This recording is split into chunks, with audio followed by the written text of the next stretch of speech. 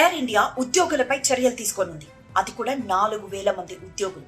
ఇంతకీ దీనికి కారణం ఏంటి అంటే, ఎయిర్ ఇండియాకి సంబంధించిన సిబ్బంది ఫ్రీ ఎయిర్ టికెట్స్ ని అమ్ముకోవడం లేదా దుర్వినియోగం చేయడమే. ఉద్యోగులకు లీజర్ ట్రావెల్ పాలసీ కల్పిస్తూ ఉంటుంది ఎయిర్ ఇండియా. ప్రతి ఎయిర్లైన్స్ కొన్ని అలానే చేస్తూ ఉంటాయి.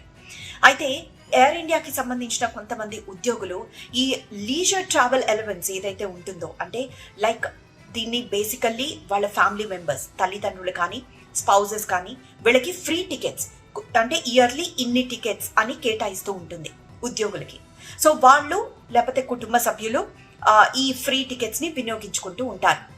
ఎంప్లాయీ లీజర్ ట్రావెల్ కి సంబంధించిన టికెట్స్ ని ఎయిర్ ఇండియా సిబ్బంది కొంతమంది దుర్వినియోగం చేశారు. ఎలా అంటే కుటుంబ సభ్యులకి మాత్రమే కేటాయించాలి ఆ టికెట్స్. అలాంటిది వాళ్ళు ఫ్యామిలీ మెంబర్స్ కాని వాళ్ళని తీసుకొచ్చి ఫ్యామిలీ మెంబర్స్ అంటూ వాళ్ళకి కేటాయించారు. మరోవైపు ఆ టికెట్స్ ని ఎవరైతే కొనుగోలు చేశారో, ఎవరైతే తీసుకున్నారో ఫ్యామిలీ మెంబర్స్ కాని వాళ్ళు ఇతరులకి సేమ్ ప్రైస్ కి లేకపోతే అంతకంటే ఎక్కువ ప్రైస్ కి అమ్ముకున్నట్లు కూడా తెలిసింది. సో ఇలా చేసిన వాళ్ళని గుర్తించి వాళ్ళ దగ్గర నుండి తిరిగి డబ్బులు తీసుకొని పెనాల్టీ కూడా వేయనుందట ఎయిర్ ఇండియా.